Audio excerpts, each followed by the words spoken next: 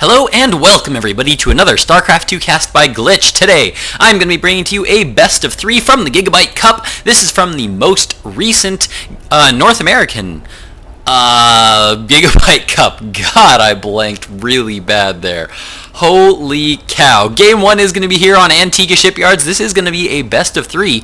And spawning here in the 8 o'clock position as the Red Terran, we have Polt, who also frequently plays under the alias of Prodigy. Very, very good South Korean player. He did start in Warcraft 3, had a start there, didn't really get that big. I think he kind of started to go pro just as Warcraft 3 kind of phased out and never really made it full into the pro scene, but now that StarCraft 2 is out, he's been playing a lot and has been doing pretty decently. His opponent today spawning in the bottom right position, otherwise known as the 5 o'clock position of Antiga Shipyards. As the Teal Terran, we have DBS. DBS, not a player that's too widely known. He plays in a lot of online tournaments. He did compete for the last DreamHack online qualifiers. Didn't actually make it through qualifiers, but did decently. Played a few matches there, and it's definitely no small feat to do a few games and take a few games off of some winners there in the DreamHack online qualifiers. He's actually a very, very young player. I was just looking him up. He's a German player, and he's actually only 18 or 19 years old. Very, very young player. And we're going to have to see if he can't take a win here today off of Polt. I'm actually kind of excited for this TVT today, just because I'm really curious to know how Polt is going to be playing out this TVT. And curious to see if DBS can take a win off of Polt, because I mean, if he can, that'll be a huge deal. So we are going to have to see if he can't take a win from the Red Terran here in the bottom left position. Now, this is an interesting move here by Polt. He did throw down this early supply depot just to prevent any scouting information from his opponent. Just started it and then stopped it and then immediately went to go scout with that probe or with that SCV that he started it with. DBS also trying to get some scouting information, but both these players going the absolute wrong direction to scout each other. Will they actually spot each other and then guess from that where the opponent has spawned? Looks like no, they are just going to continue on their course, continue on that same route. No gas yet taken for Polt in the base of DBS. We did have one barracks go down as well as one gas geyser, and we now see one Reaper is now going to be coming out here on the way for DBS, so he's going to be able to use that to get some good scouting information on his opponent, getting that early Reaper up. This is something that some players favor quite a bit, going for a one Reaper expand, because it allows you to get some good scouting information on your opponent as you take an expansion, maybe even get some good harassment in if you can manage it. The first Reaper is now out and going to be moving across the map.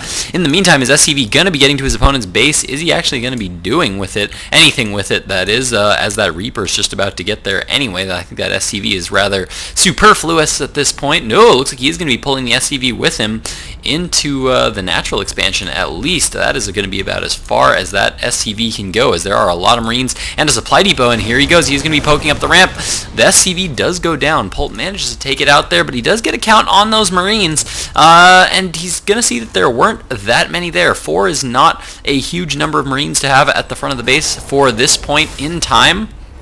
And I don't think he actually did see the actual command center going down. He did see one gas geyser just getting started, so he might be able to guess from that it was a 1-Rax expand from Polt. Polt now, like I said, taking that one gas geyser as he throws down a couple more barracks. So it looks like the name of the game for Polt today is going to be Bio Forces. And ooh, looks like DBS is going to be able to corner this SCV up in this top little base, and he's going to be able to get one SCV kill of his own. So it looks like on the workers killed tab, it is going to be 1 and 1 right now. Looks like in the base of DBS, we currently have a 1-1-1 coming out of DBS. One barracks came down, followed by that one factory. Now we do have a starport coming up onto the attached tech lab from the barracks. Now that's kind of an interesting play here, because this suggests to me that we are going to have a Banshee on the way here from DBS, and yes indeed we do now see the cloaking field now coming down. One Banshee coming down on the way as well. Polt in the meantime has thrown down this orbital command, so he's not moving it down to his natural expansion yet. We're going to wait till he has a few more forces until he can secure it a little bit more safely, but there's one Reaper and one Hellion just arriving at the front of the base of Polt right now, and it looks like he's just actually going to be checking for that expansion and just pulling right back home. Might even see a command center here go down very soon. I think that's exactly what we're going to see. He wanted to check that natural expansion, and now that he's feeling a little confident, well, not necessarily confident, he didn't actually see an expansion going down, but he poked in there, didn't see an army there at all. And he does have this Reaper. Did he get a scan off in his opponent's base? I'm actually curious to know. Yes, he did. When he couldn't get that good scout off, he did get the scan down. Because I was going to say that I don't know that expanding is the safest move here, but I think when he didn't get that scouting information in, he did actually just plant a scan in his opponent's base, saw the orbital command, and that's what prompted him to throw down that command center. Looks like the first Banshee is now in the natural expansion here of Polt, and Polt is going to see it right away, and ooh, that's a lot of Marines there from Polt. He's going to have to be very careful with this Banshee. Cloak not quite done yet, still about another 8 seconds to go on that cloaking field, but once it is up, he's going to be able to cloak and take out a few of these Marines. There is 2 scans available here for DBS, so he needs to be very, very careful, because if this missile turret doesn't go down, there are going to be scans that are going to be ready to take down that SCV, and DBS needs to be very careful. That Banshee actually taking a lot of damage right now, and ooh, now he's just going to be sitting back and poking a little bit at these Marines, and Polt just pulling back his forces, and ooh, looks like there are a few Marines as well as a missile turret in the main expansion, so DBS not going to be able to do too much damage, maybe pick off a supply depot or 2.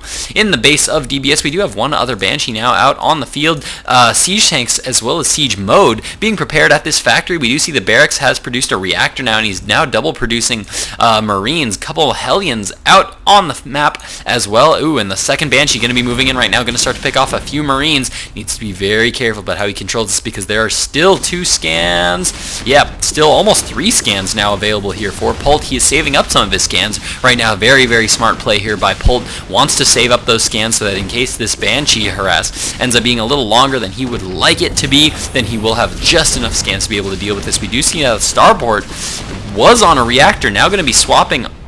Oh no, he's actually going to be swapping that starport onto the reactor. I was going to say, that's a little bit odd if that starport was going to be pulling off the reactor, but no, actually the factory produced the reactor, and then that starport swapped onto it, so he's now going to be producing some medevacs, maybe even some Vikings to be able to deal with these air forces from DBS. We do see that there is 1 Raven on the field right now for DBS as well, but not doing a whole lot of damage with those Banshees right now. His other Banshee still not being repaired. It is back home now. He has gotten 6 worker kills, so not bad for DBS, but not fantastic either. If we check out the harvester count, we can see that the Polt is actually up right now, 36 to 34 in harvesters. DBS continuing to get a little more saturated on his natural. Actually needs to get a lot more saturated on his natural. As we can see, Polt, he's I think he might have taken this expansion just a little bit later than after DBS got his up, but man, did he transfer a lot of workers there. DBS actually, nah, he's not oversaturated at his main, just mining a lot of gas at his natural. As we can see,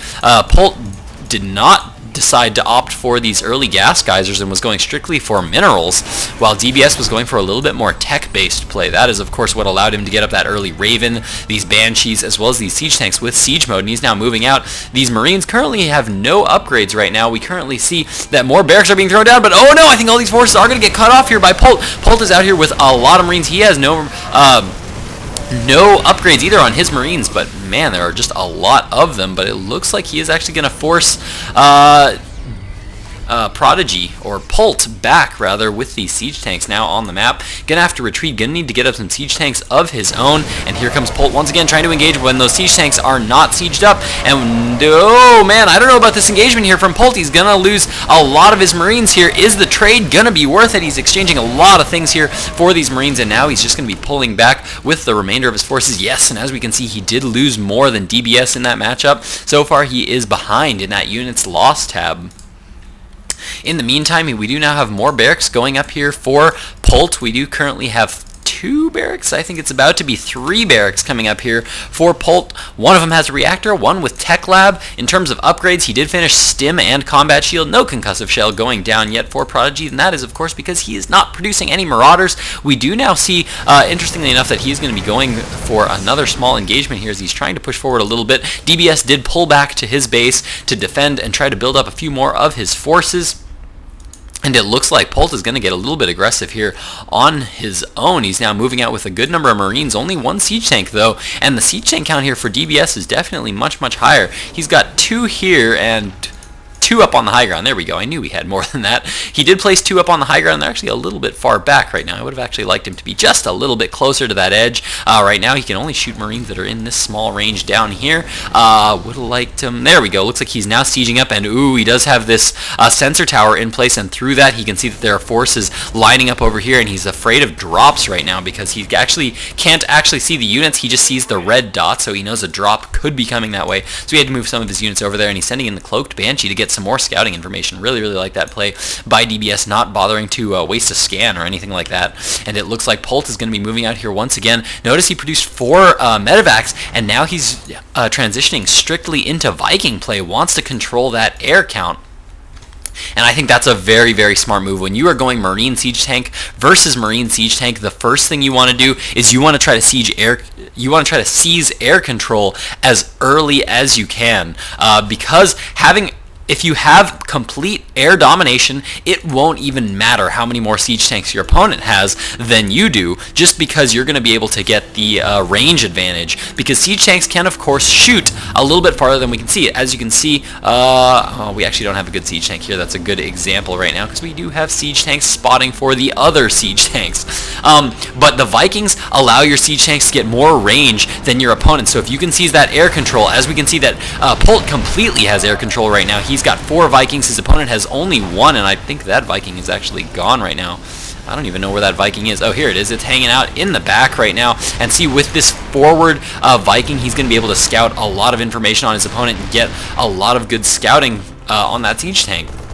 Looks like DBS did try to go for a third base there. It was denied for a short time, as he is now going to be pulling that back to his main, and oh no, all the forces of DBS are way out of position, and Polt is just going to be loading up all of his forces here up onto the high ground into the main base. This is going to be devastating here. As we can see, the siege tanks are now on the low ground sieging everything in the base of DBS, and what is DBS going to do? He can't really find an angle to attack this right now. This is such a difficult position. He's in no position. Look at this. His siege tank count is so much higher than his opponent's right now, but it doesn't even matter because he can't get into range. This air control is completely what's going to dominate this match. As you can see, that air control is maintained, and that is allowing all of Polt's siege tanks to hit the siege tanks of DBS, but not the other way around. So brilliant play here from Polt. Polt picking off all those production structures. Really strong push there from Polt.